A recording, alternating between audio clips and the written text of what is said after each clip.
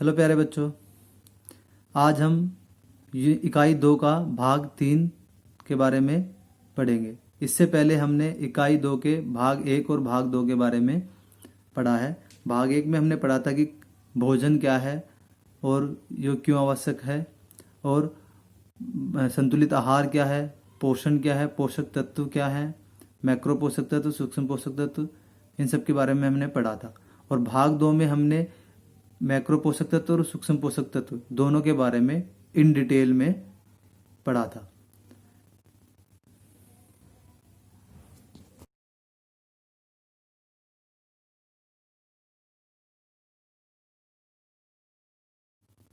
तो इकाई 2 के भाग 3 में हम पढ़ेंगे आहार के पोषक और गैर पोषक तत्व, वजन नियंत्रण के लिए भोजन, एक स्वस्थ वजन, परहेज के नुकसान, भोजन असहिष्णुता और खाद्य मित्र।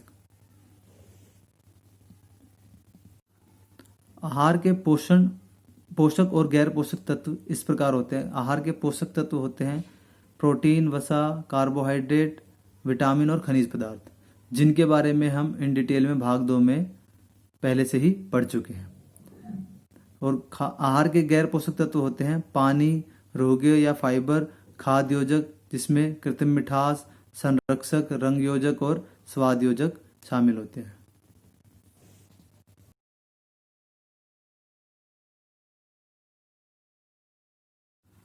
तो भोजन के गैर पोषक तत्वों में सबसे पहले हम आज पढ़ेंगे पानी के बारे में। जैसा कि हम जानते हैं कि पानी हमें कोई पोषक तत्व या कोई पोषक वैल्यू नहीं देता है, परंतु ये हमारे शरीर के लिए बहुत ही आवश्यक है। और हम जानते हैं कि हमारे शरीर का 60 से 70% जो वजन है वो पानी से ही बनता है, क्योंकि हमारे सेल्स के बीच में, रक्त में, सब जगह पे हमारा पानी होता है। तो इसीलिए पानी हमारे शरीर के लिए बहुत आवश्यक है। इसीलिए हमें दिन में 2.5 लीटर से या फिर 8 गिलास पानी अवश्य पीना चाहिए। और पानी जो है वो हमारे पाचन क्रिया में भी मदद करता है। और जब हम पानी का जो लॉस हमारे शरीर में पसीने की वजह से या सांस लेने की वजह से या बाकी और जो फंक्शंस हैं उनकी वजह से जो पानी की कमी होती है, उसको पूरा करने के लिए पानी का हमें सही मात्रा में लेना बहुत ही आवश्यक है। ठंडा पानी गर्म पानी या सामान्य पानी के मुकाबले ज़्यादा समय लेता है एब्जॉर्ब होने में, तो इसीलिए हमें ठंडे पानी को अवॉइड करना चाहिए और हमें गर्म पानी या सामान्य पानी ही पीना चाहिए। और दिन की शुरुआत हमें हल्के गुनगुने पानी से करनी चाहिए, जिससे हमारा स्वास्थ्य अच्छा बना रहता है। और अगर पानी की कमी शरीर में हो जाती है तो हमें बहुत सारी बीमारियां हो सकती हैं, जैसे डिहाइड्रेशन पानी की कमी से होती है, जिसके में हमारे को उल्टी, दस्त ये सब लग जाते हैं। ठीक है। और पानी का प्लेंटी ऑफ पानी यानी कि अगर आप ठीक मात्रा में पानी पीते रहते हैं तो हमें बहुत सी बीमारियों से बचाता है और कब्ज से भी हमें बचाता है। दूसरा गैर पोषक तत्व है रूहगे फाइबर। फाइबर जो होते हैं वो अपाचनीय तत्व होते हैं हमारे भोजन में, परंतु ये हमारे डाइजेशन और हमारे जो वेस्टेज है यानी हमारा मल वगैरह है उसको शरीर से बाहर निकालने में बड़ी मदद करते हैं। यानी इसकी मदद से हमारे जो पाचन क्रिया है जो हमारी होती है, पाचन नली वगैरह, और जो हमारी छोटी आंत बड़ी आंत है, उनको साफ करने का कार्य भी ये करते हैं। ये 2 तरह के होते हैं, घुलनशील, पानी में घुलनशील और अघुलनशील फाइबर। जो घुलनशील फाइबर हो जाते हैं वो पानी में घुल जाते हैं और ये ब्लड प्रेशर को नियंत्रित करते हैं, कोलेस्ट्रॉल लेवल को कम करने में मदद करते हैं। तो इनके अच्छे स्रोत जो हैं वो दलिया, बीन्स, नट्स, फल जैसे सेब, जामुन, खट्टे फल आदि हैं। अघुलनशील फाइबर जो है पानी में नहीं घुलते हैं और ये भारी फाइबर्स होते हैं, ये कब्ज को रोकने में मदद करते हैं। इसका जो स्रोत है वो साबुत अनाज, गेहूं, गाजर, अजवाइन, टमाटर जैसी सब्जियां हैं। कुछ पदार्थों में दोनों ही घुलनशील और अघुलनशील फाइबर होते हैं, जैसे मांस, डेयरी, चीनी, इन सब में कोई फाइबर नहीं होता। तीसरा गैर पोषक तत्व है खाद्य योजक। यानी खाद्य सामग्री में हम बहुत तरह से योजकों का प्रयोग करते हैं जिनका उद्देश्य अलग अलग तरीके से होता है। कुछ प्रत्यक्ष योजक होते हैं, कुछ अप्रत्यक्ष योजक होते हैं। कुछ प्रत्यक्ष योजक जो होते हैं वो प्राकृतिक होते हैं, जैसे नमक, चीनी, और जो अप्रत्यक्ष रूप से खाद्य योजक तत्व मिलाए जाते हैं, जैसे उनकी पैकेजिंग के लिए, उनको लंबे समय तक रखने के लिए, परिवहन के लिए, भंडारण के लिए, इन सब चीज़ों के लिए जब खाद को कुछ ना कुछ योजक तत्वों को मिलाकर ही उनको स्टोर या इतने लंबे समय तक रखा जा सकता है। इसमें सबसे पहला है कृत्रिम मिठास। कृत्रिम मिठास जो है वो चीनी का एक विकल्प है, जिसमें हम चीनी को यूज़ ना करके या चीनी का उपयोग ना करके कोई केमिकल्स ऐसे होते हैं जो मिठास का स्वाद देते हैं और बल्कि चीनी से कई गुना देते हैं, तो हम उनका प्रयोग करते हैं। और ऐसे बहुत सारे मार्केट में प्रोडक्ट हैं जिसमें इन सब चीज़ों का उपयोग होता है, जैसे आपकी आइसक्रीम, चॉकलेट्स, केक, ये इन सब में कृत्रिम मिठास केमिकल्स का प्रयोग होता है। जैसे कुछ कृत्रिम मिठास के केमिकल हैं, जैसे एस सल्फेस पोटेशियम, जो कि चीनी के मुकाबले 200 गुना अधिक मीठा होता है। और दूसरा है एडवेटम, यह चीनी की तुलना में 20,000 गुना मीठा होता है। तीसरा एस्पायरेट स्केस्लेम नमक, जो चीनी से 350 गुना अधिक मीठा होता है।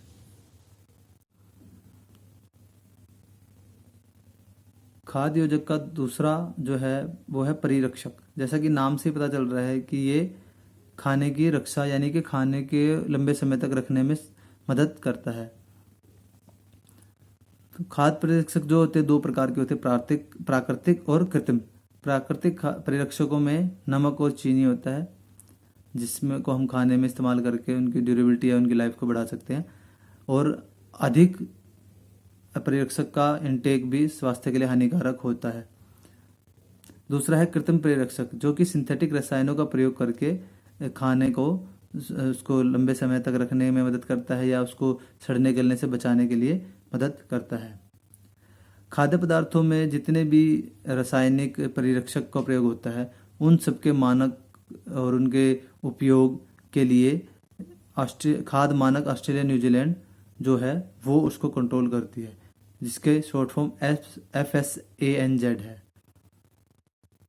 कुछ सामान्य खाद्य संरक्षक जो होते हैं वो हैं नाइट्रेट्स परिरक्षक, जो कि सोडियम नाइट्रेट 250 या सोडियम नाइट्रेट 251 यानी 251, 250 इन के नाम से वो जाना जाता है। पर कुछ शरीर जैसे कुछ मनुष्यों के जो बॉडी सिस्टम होता है वो इन परिरक्षकों को एब्जॉर्ब या इनको साथ टॉलरेट नहीं कर पाता है, जिससे उनको कुछ स्वास्थ्य से संबंधित समस्याएं उत्पन्न हो जाती हैं। इसके अलावा सल्फाइड 220 और 228 भी एक परिरक्षक है जो खाने में इस्तेमाल किया जाता है।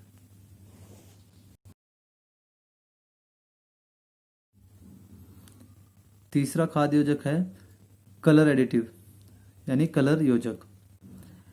कलर योजक जो है कोई भी डाई या रंग द्रव ऐसा पदार्थ है जो खाने के रंग को बनाए रखने के लिए या जो उसके रंग में नुकसान हो गया उसको वापस पाने के लिए, इन सब चीज़ों के लिए इस्तेमाल किया जाता है। FDA जो है यानी कि फूड एंड ड्रग्स एडमिनिस्ट्रेशन, वो इन सब के मानकों का अनुसरण और इन पे नज़र रखती है कि कौन कौन से फूड कलर एडिटिव जो हैं वो हमारे शरीर के लिए अच्छे हैं या वो कितनी मात्रा में खाद में मिलाए जाने चाहिए। कई कारणों की वजह से खाद्य पदार्थों में रंग योजकों का इस्तेमाल किया जाता है, जैसे प्रकाश, वायु, तापमान, इन सब के कारण कुछ खाद्य पदार्थ अपना कलर खो देते हैं, तो उनको वापस वही कलर देने के लिए खाद्य पदार्थों में कलर योजक का इस्तेमाल किया जाता है। दूसरा, रंग में प्राकृतिक बदलाव। कुछ खाद्य पदार्थों में प्राकृतिक रूप से ही बदलाव हो जाता है, तो उनको वापस उनके सामान्य रूप में लाने के लिए भी रंग योजक का प्रयोग किया जाता है। प्राकृतिक रूप से होने वाले रंगों को बढ़ाने के लिए। चौथा है रंगहीन और मज़ेदार खाद्य पदार्थों को रंग प्रदान करने के लिए भी रंग योजकों का इस्तेमाल किया जाता है। अगला खाद्य योजक है स्वाद योजक, यानी खाने के में उसके स्वादों में अलग अलग रूप देने के लिए या उसके स्वाद को बढ़ाने के लिए जो स्वाद योजकों का इस्तेमाल किया जाता है। इसमें 1200 लगभग 1200 ऐसे स्वाद योजक हैं जिनका इस्तेमाल आज के समय में खाने में किया जाता है। तो बहुत सारे, जैसे हम देखते हैं जैसे आइसक्रीम में बहुत सारे फ्लेवर होते हैं, तो वो स्वाद योजक की वजह से ही बनाए जाते हैं। या फिर बहुत से ऐसे खाने होते हैं जिसमें अलग अलग अलग स्वाद के हमें मिलते हैं, तो वो सब हमें स्वाद योजकों के कारण ही मिलते हैं। अब हम पढ़ेंगे वजन नियंत्रण के लिए भोजन। स्वस्थ वजन रखना बहुत ही आज के समय में महत्वपूर्ण है और ये बहुत ही कठिन भी है, क्योंकि अपने वजन को नियंत्रित रख पाना इतना आसान नहीं है। उसके लिए हमें लगातार व्यायाम भी करना पड़ता है और हमें अपने खाने पे भी ध्यान रखना पड़ता है। तो आज के जीवन में अधिकांश लोग जो है वो इच्छा रखते हैं कि उनका जो वजन है वो स्वस्थ वजन ही रहे, मतलब ना तो वजन बढ़े और ना ही कम हो, वो एक स्वस्थ वजन की कैटेगरी में ही या श्रेणी में ही रहे।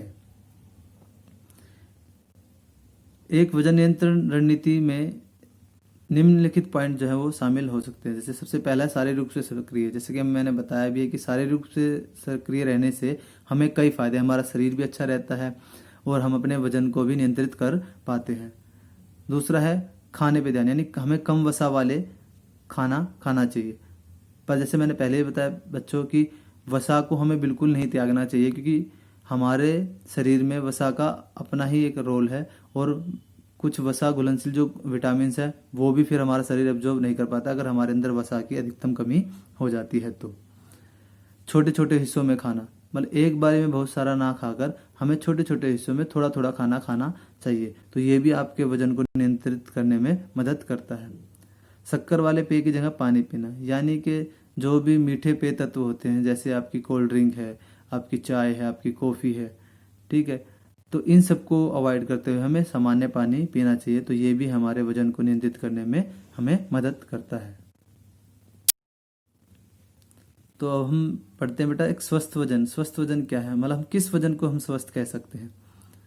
तो जैसा कि रिसर्च या बाकी जो डॉक्यूमेंट्स होते हैं, दस्तावेज हैं, वो ये बताते हैं कि किसी भी मनुष्य का जो स्वस्थ वजन है वो उसके ऊंचाई के आधार पर निर्धारित किया जाता है, जिसके लिए हम BMI कैलकुलेट करते हैं, जिसको हम बॉडी मास इंडेक्स बोलते हैं। तो BMI में हम अलग अलग कैटेगरीज होते हैं जो BMI के स्कोर पे डिपेंड करती हैं, आधारित होती हैं।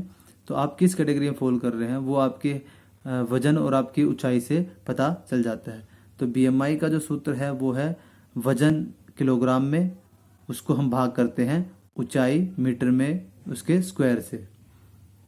फिर जब आपकी BMI कैलकुलेट हो जाती है और आपकी एक BMI वैल्यू निकल के आ जाती है, तो उस BMI वैल्यू की मदद से आपको अपने आप के वजन को देख सकते हैं कि आपका वजन किस कैटेगरी में आ रहा है। यहाँ पे 6 कैटेगरी दिखाई गई हैं, जैसे अंडरवेट यानी कि सामान्य वजन से कम वजन, दूसरा सामान्य वजन नॉर्मल वेट, फिर तीसरा ओवरवेट सामान्य वजन से ज़्यादा वेट, ओबेसिटी मोटापे की कैटेगरी पहली, मोटापे की कैटेगरी दूसरी और मोटापे की कैटेगरी तीसरी।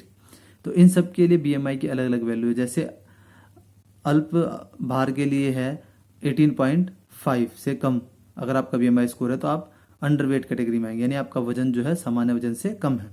अगर आपका वजन 18.5 से लेकर 24.9 के बीच में आपकी BMI वैल्यू आती है, तो इसका मतलब आपका वजन जो है वो सामान्य भार है, यानी आपका स्वस्थ वजन है। तीसरी है 25 से लेकर 29.9 तक, जिसमें आप अधिक भार की श्रेणी में आ जाते हैं। उसके बाद है 30 से लेकर 34.9, जो कि आपकी मोटापे की कैटेगरी यानी श्रेणी 1 है, पहली है।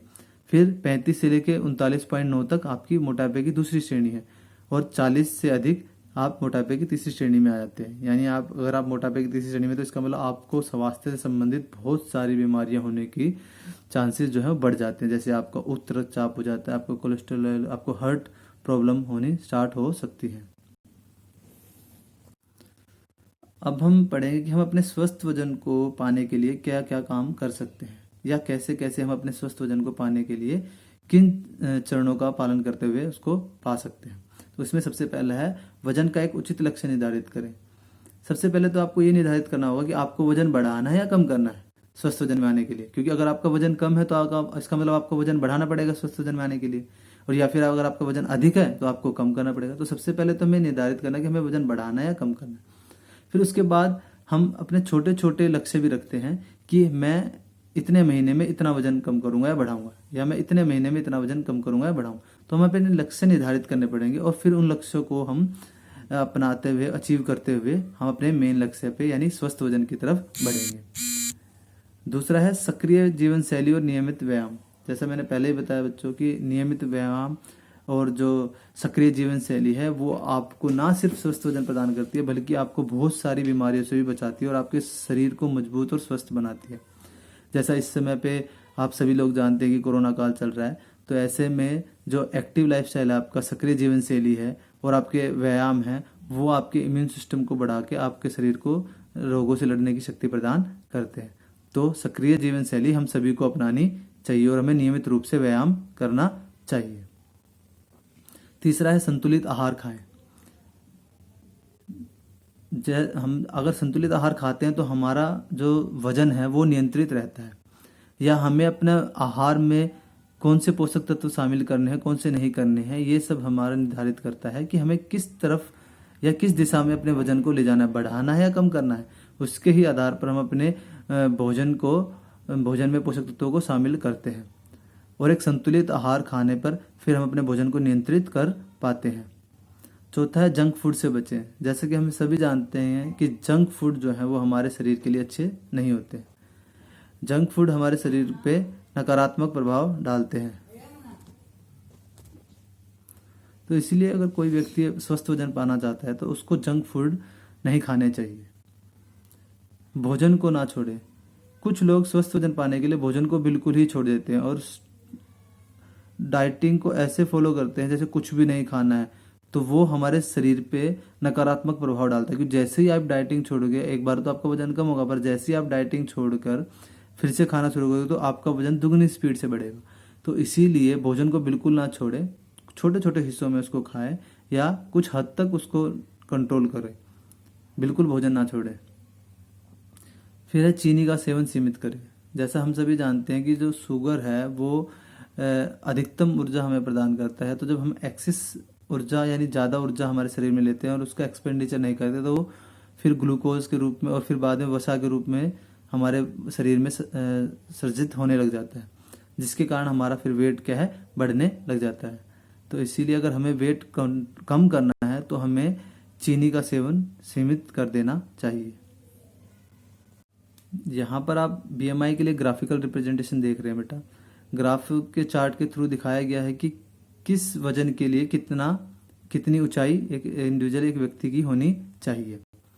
और दूसरे ग्राफ में BMI की कैटेगरी जो हम पहले ही डिस्कस कर चुके हैं उनको ग्राफिकल रिप्रेजेंटेशन के थ्रू दिखाया गया है। अब हम पढ़ेंगे डाइटिंग के नुकसान के बारे में। डाइटिंग का मतलब ये नहीं है कि आप बिल्कुल ही कुछ भी ना खाएं, पर आज के समय में अधिकतर लोग इसको इसी तरीके से लेते हैं। डाइटिंग मतलब कुछ भी नहीं खाना, ना फैट को तो बिल्कुल ही अवॉइड कर देते हैं लोग कि बिल्कुल ही नहीं खाते हैं, परंतु ये नहीं समझते कि हमारे शरीर को जिस चीज़ की आवश्यकता है वो हमें उसको देनी ही होगी, अदरवाइज उसका हमारे स्वास्थ्य पर नकारात्मक प्रभाव पड़ेगा। तो अधिकतम या बहुत स्ट्रिक्ट डाइटिंग के जो नुकसान है वो इस प्रकार है। सबसे पहले आप थका हुआ महसूस करेंगे। जब आप डाइटिंग को बहुत स्ट्रिक्टली फॉलो करते हैं और आप कुछ भी नहीं खा रहे हैं तो उससे आपके शरीर में ऊर्जा की कमी होनी शुरू हो जाती है, जिसके कारण आपको थकावट महसूस होने लगती है। दूसरा है आपको अन्य महत्वपूर्ण पोषक तत्व भी नहीं मिल पाएंगे। जब आप कुछ खाएंगे ही नहीं, स्ट्रिक्टली डाइट फॉलो कर रहे हैं, तो आपको जो आप सिर्फ वसा को और कार्बोहाइड्रेट इनको अवॉइड करना चाह रहे हैं ताकि आपके शरीर में ऊर्जा का सर्जन ना हो, परंतु इसके साथ आप बाकी न्यूट्रिएंट्स को भी कट आउट कर देते हैं, यानी बाकी पोषक तत्व भी आप अपने शरीर में नहीं जाने देते, जिसके कारण आपके स्वास्थ्य पे नकारात्मक प्रभाव पड़ते हैं। तीसरा है आप अपने जो ब्लड प्रेशर है उसको भी, या आपका जो मेटाबॉलिज्म है उसको नकारात्मक प्रभावित करते हैं, क्योंकि जब आप खाना नहीं खाएंगे और ऊर्जा को शरीर में नहीं जाने देंगे तो हमारे जो शरीर का मेटाबॉलिज्म है, BMR बेसिक मेटाबॉलिज्म रेट जो है वो तो फिक्स है, वो उतनी ही रहेगी, चाहे आप कुछ खाओ चाहे मत खाओ। आपके शरीर को जो न्यूनतम जो ऊर्जा चाहिए वो चाहिए, चाहे आप कुछ भी काम नहीं कर रहे हो, खाली बैठे हो, या आप सो रहे हो 24 के 24 घंटे, तो भी आपके शरीर के जो इंटरनल फंक्शनिंग है, आपका हृदय काम कर रहा है, आपका पेट काम कर रहा है, आपका मास्टर काम कर रहा है, आपका लीवर काम कर रहा है, आपके फेफड़े काम कर रहे हैं, तो इन सब के लिए भी उनको ऊर्जा की आवश्यकता होती है। तो वो मिनिमम ऊर्जा तो हमें चाहिए ही चाहिए। तो वो अगर कम होगी तो उस पे हमारे शरीर पे उसका नकारात्मक प्रभाव पड़ेगा। डाइटिंग से आपका सामाजिक व्यवहार भी प्रभावित होता है, क्योंकि आप सामाजिक फंक्शंस में जैसे शादी, जन्मदिन की पार्टी या वैसे सामाजिक रूप से जब मिलते हैं और कुछ खाने का वहाँ पे आयोजन होता है, तो आप डाइटिंग फॉलो कर रहे हैं तो आप वहाँ पे नहीं खाते हैं। और आप जब नहीं खाते हैं तो आप लोगों से भी सोशल डिस्टेंसिंग मतलब दूर रहते हैं, क्योंकि भाई आप जाओगे तो वो आपको खाने के लिए मजबूर करेंगे, तो आप लोगों से भी दूर होते चले जाते, तो आपके सामाजिक जीवन का भी नुकसान इससे होता है। आपको ध्यान केंद्रित करने में कठिनाई होने लगती है जब आप एक्सेसिव डाइटिंग करते हैं, अधिकतम डाइटिंग करते हैं, तो जिससे आपके शरीर में ऊर्जा नहीं जा पाती है और आपका ध्यान बार बार खाने की तरफ भटकने लगता है। आपका शरीर भी ऊर्जा की डिमांड करता है, जिसके कारण आपको ध्यान लगाने में तकलीफ होती है। शारीरिक रूप से कम सक्रिय, जब हमारे शरीर में ऊर्जा की कमी होती है, जब हम ऊर्जा का इंटेक ले ही नहीं रहे हैं, तो हमारा शरीर भी क्या है, जल्दी थकने लग जाता है। और जल्दी थकने लग जाता है तो हम सक्रिय भी कम हो पाते हैं, क्योंकि हम सक्रिय होंगे तो फिर हमें थकान होगी, हम फिर रेस्ट पे चले जाएंगे। तो एक्सेसिव डाइटिंग जो है वो हमारे शरीर के लिए काफ़ी नुकसानदेह है। अब हम फूड इंटॉलरेंस यानी कि खाद्य असहिष्णुता के बारे में पढ़ेंगे। खाद्य असहिष्णुता कुछ ऐसे खाद्य पदार्थ होते हैं जो एक व्यक्तिगत या कुछ सामान्य व्यक्तियों को प्रभावित करते हैं, यानी उनका शरीर उन खाद्य पदार्थों को पचाने में सक्षम नहीं होता है, या फिर उनका शरीर उन पे नेगेटिव रिएक्ट करता है, जिसके कारण उनके स्वास्थ्य में कुछ जैसे उल्टी होना, दस्त लग जाना, या उनके पाचन तंत्र में को नकारात्मक प्रभाव होना, ये सब खाद्य असहिष्णुता के कारण कुछ लोगों को कुछ पर्टिकुलर फूड से होते हैं। खाद्य असहिष्णुता के प्रकार इस प्रकार हैं: लैक्टोज, गेहूँ, ग्लूटेन, कैफीन, हिस्टामाइन। ये सब कुछ ऐसे पदार्थ हैं जिनसे कुछ लोगों को खाद्य असहिष्णुता की समस्या होती है। अब हम जानेंगे खाद्य असहिष्णुता के कारण क्या है। तो इनमें सबसे पहला कारण है किसी एंजाइम की अनुपस्थिति। जैसा कि हम जानते हैं कि हमारे पाचन प्रक्रिया में एंजाइम्स का बहुत महत्वपूर्ण रोल है, बहुत महत्वपूर्ण भूमिका है। हमारे भोजन को पचाने और उसको मल के द्वारा शरीर से बाहर निकालने के लिए बहुत सारे एंजाइम्स काम करते हैं। तो उनमें से एक लैक्टोज एंजाइम है, अगर वो नहीं होगा तो हमारे शरीर में जो है वो दूध के जो शुगर है उसको ब्रेक डाउन नहीं कर सकते, उसको नहीं तोड़ सकते, तो वो डाइजेस्ट प्रॉपरली नहीं होगा। तो इस तरह से कई एंजाइम्स होते हैं, उनकी कमी के कारण भी हमारे शरीर में खाद्य असहिष्णुता के लक्षण आ जाते हैं। दूसरा है खाद्य असहिष्णुता के रासायनिक कारण, मतलब बहुत सारे ऐसे रासायनिक तत्व जो हमारे खानों में मिलते हैं आजकल, हम सभी जानते हैं, तो उससे भी कुछ लोगों को फूड इंटॉलरेंस यानी कि खाद्य असहिष्णुता होती है। तीसरा है खाद्य विषाक्त पदार्थ। कुछ ऐसे जो प्रिजर्वेटिव हम मिलाते हैं वो भी सूट नहीं करते हैं कुछ लोगों के डाइजेशन में, जिससे उनको खाद्य असहिष्णुता की समस्या होने लग जाती है। कुछ खाद्य पदार्थों में हिस्टामाइन की प्राकृतिक रूप से उपस्थिति हो जाती है, जैसे कि मछली को अगर अच्छे से संग्रहित ना किया जाए तो उसमें हिस्टामाइन का संचय हो जाता है, क्योंकि वो गलनी और सड़नी शुरू हो जाती है। तो ऐसी अगर मछली को कोई लोग खाते हैं तो उनको उसके कारण उनके त्वचा पे चकत्ते यानी वो जो दाग होते हैं वो हो जाते हैं, पेट में ऐंठन हो जाती है, दस्त, उल्टी, ये सब उनको खाद्य असहिष्णुता के कारण हो जाते हैं। अगला है सैलिसिलेट खाद्य पदार्थ के मौजूद होते हैं जो खाने में। सैलिसिलेट असहिष्णुता जो है वो काफ़ी पौधों से जो प्राकृतिक रूप से पौधों में होती है, वो उनके पास पौधों के पास जो उनको बैक्टीरिया और कवक कीड़े और बीमारियों के खिलाफ रक्षा करने में मदद करता है। पर पौधों से जब वो हमारे खाने में आ जाती है, और खासकर जब एक्सेस अमाउंट में कुछ खानों में हमारे जो पौधों से हमारे खाना मिलता है हमें उनमें आ जाती है, तो वो कुछ व्यक्तियों को सूट नहीं करती है, जिससे कारण उनको खाद्य असहिष्णुता की समस्या हो जाती है। आइए अब हम जानते हैं खाद्य असहिष्णुता के लक्षणों के बारे में। वैसे तो बहुत मुश्किल है खाद्य असहिष्णुता के लक्षण और जो एलर्जी है, खाने से एलर्जी, इन दोनों के लक्षणों में अंतर कर पाना बड़ा मुश्किल है, क्योंकि दोनों के ही लगभग सेम सेम से लक्षण होते हैं। तो बट खाद्य असहिष्णुता के जो लक्षण हैं वो थोड़े टाइम के बाद हमें पता चलते हैं, जबकि एलर्जी के जो लक्षण हैं वो इंस्टेंटली हमें तभी की तभी पता चल जाता है। जैसे हम कुछ चीज़ खाते हैं, वो हमें रिएक्ट करती है, तो हमें तभी की तभी पता चल जाता है कि हमें इस खाने से एलर्जी है। तो खाद्य असहिष्णुता के लक्षण जो है वो इस प्रकार हैं: सूजन आना, सिर दर्द होना, खांसी, नाक बहना, मौसम के अंतर्गत महसूस होना, पेट दर्द, खराब पेट, ये सब जो है खाद्य असहिष्णुता के लक्षण है।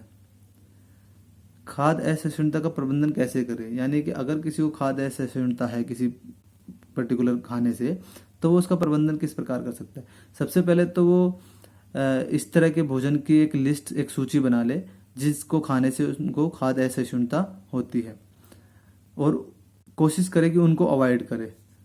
और सूची बनाने से एक ये भी होगा कि कभी उन्होंने फॉर एग्जांपल खा भी लिया वो खाना और उनको डॉक्टर के पास जाना पड़ रहा है, तो वो बता सकते हैं कि हाँ डॉक्टर, मुझे इस खाने से खाद्य असहिष्णुता होने की समस्याएं हैं। तो डॉक्टर जो है आपको उसी के अनुसार आपको दवाइयाँ देगा और आपको आगे के लिए बताएगा कि कैसे आप उस सब चीज़ों से बच सकते हैं।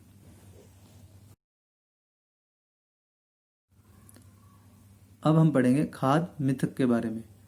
जैसा कि हम सभी जानते हैं, आज के समय में कई भोजनों को लेकर अलग अलग लोगों के विचार हैं और अलग अलग उन्होंने मिथ फैलाए हुए हैं समाज में कि ये भोजन खाने से ऐसा होता है, ये भोजन खाने से ऐसा होता है, इसको नहीं खाओगे या इसको इसके साथ खाओगे तो ये प्रॉब्लम हो जाएगी, तो ये समस्या हो जाएगी। तो आइए हम कुछ खाद्य मिथकों के बारे में जानते हैं। जैसे पहला है, मछली और दूध को एक साथ खाने से त्वचा रोग हो जाता है। कई लोग कहते हैं कि मछली और दूध को अगर एक साथ खाओगे तो आपको त्वचा से संबंधित रोग हो जाएंगे, परंतु कोई भी ऐसा साइंटिफिक प्रूफ या कोई भी ऐसा नहीं है, या कोई भी ऐसा डॉक्यूमेंट नहीं है जो ये चीज़ कहता हो या ऐसा प्रूफ करता हो कि दूध और मछली को एक साथ खाने से त्वचा से संबंधित रोग जो हो जाएंगे। बल्कि कई होटल में, अच्छे होटलों में हमने देखा कि मछली को दही के साथ मिलाकर कुछ ऐसे बहुत ही अच्छे अच्छे व्यंजन बनाए जाते हैं। तो जब अगर वो दही के साथ रिएक्ट नहीं कर रहा है तो इसका मतलब दूध के साथ भी कैसे करेगा, क्योंकि दही जो है वो दूध से ही तो बनती है। तो ये एक खाने का मिथक है कि दूध और मछली को एक साथ खाने से स्किन से संबंधित बीमारी हो जाती है। इसका कोई साइंटिफिक प्रूफ अभी तक नहीं है। दूसरा है, खट्टे फल सर्दी और खांसी से जुड़े होते हैं या उसको बढ़ावा देते हैं।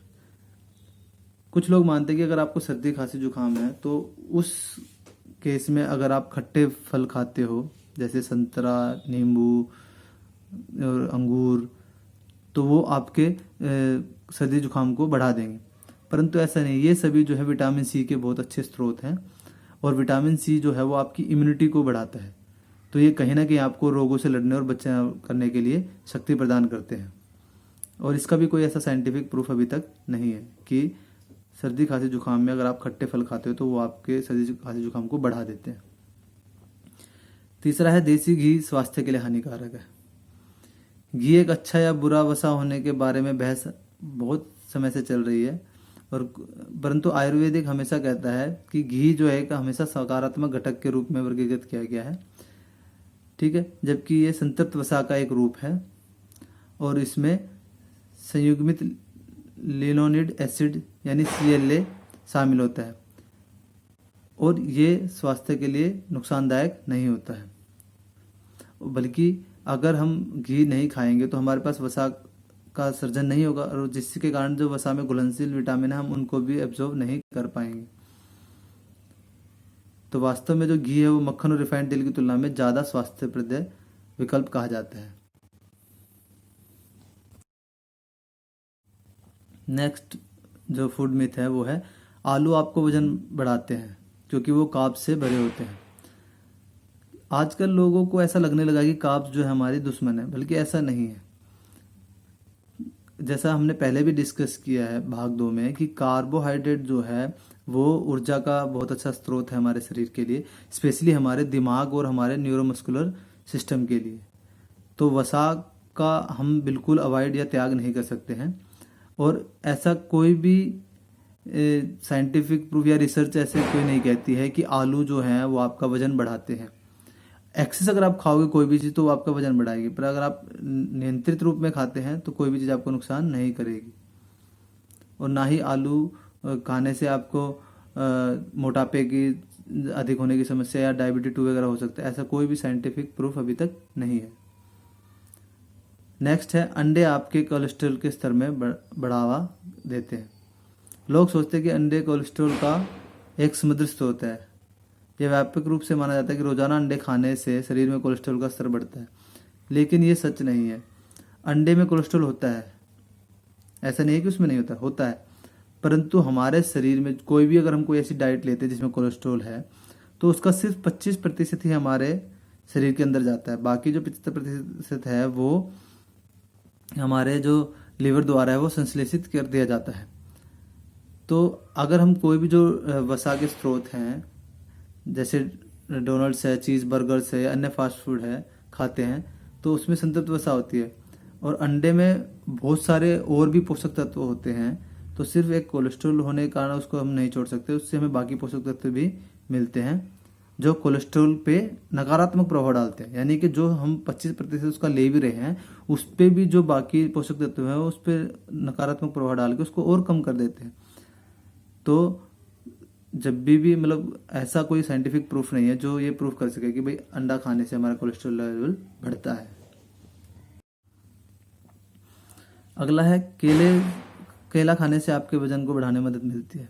जितने भी दुबले पतले लोग हैं उन्होंने कभी ना कभी अपने जीवन काल में ये सुना होता है कि भाई आप केले खाओ, आपको केले खाने से आपका वजन बढ़ जाएगा। जबकि सच्चाई है कि केलों में फाइबर की मात्रा अधिक होती है बजाय कि पोषक तत्वों के या कैलोरी जो हम इंटेक करते हैं उसके। तो केला एक आदर्श फल इसलिए माना जाता है क्योंकि वो आपकी भूख को काफ़ी लंबे समय तक शांत कर देता है। तो अगर आपको बहुत जोर से भूख लगी है और आप उस समय में अगर केला खाते तो वो आपको भूख को काफ़ी लंबे समय तक शांत करके रखता है। अगला है, नट्स खाने से आप मोटे हो जाते हैं। लोगों को ऐसा लगता है कि नट्स जो हैं वो वसा से भरपूर है। ये भी एक बहुत मिथ चल रहा है इस समय पे कि नट्स खाने से आप मोटे हो जाते हैं। नट्स वसा से भरे हुए होते हैं, लेकिन ये अच्छे प्रकार की वसा होती है। मोनोसैचुरेटेड वसा जो हमने पढ़ी थी वो हार्ट के लिए हमारे बहुत अच्छी होती है।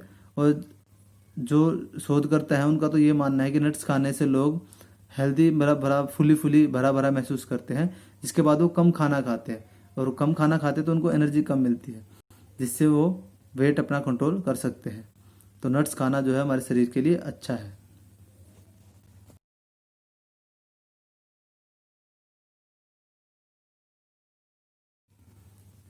तो बच्चों यहाँ पर हमारा इकाई 2 का भाग 3 यानी कि हमारी इकाई 2 जो है वो यहाँ पे समाप्त हो चुकी है, खेल और पोषण। तो इसके वो बेटा इसके नोट्स आप रजिस्टर में लिख लीजिएगा, और जो ऑनलाइन क्लासेस वगैरह हो रही है उसके भी नोट्स रजिस्टर में लिख लीजिएगा। और मैंने आपको जो दूसरा रजिस्टर बनाने के लिए बोला है जिसमें आपको महत्वपूर्ण प्रश्न या जो असाइनमेंट आ रहे हैं वो सभी लिखने हैं, तो उसको भी पूरा कर लीजिएगा। और इस इकाई के जो महत्वपूर्ण प्रश्न है बहुत जल्दी मैं आपको किसी भी तरह के गूगल फॉर्म के रूप में या फिर वैसे पीपीटी के रूप में आपको ग्रुप पे सेंड कर दूंगा। तो बेटा इस कोरोना काल में घर पर रहें और सुरक्षित रहें।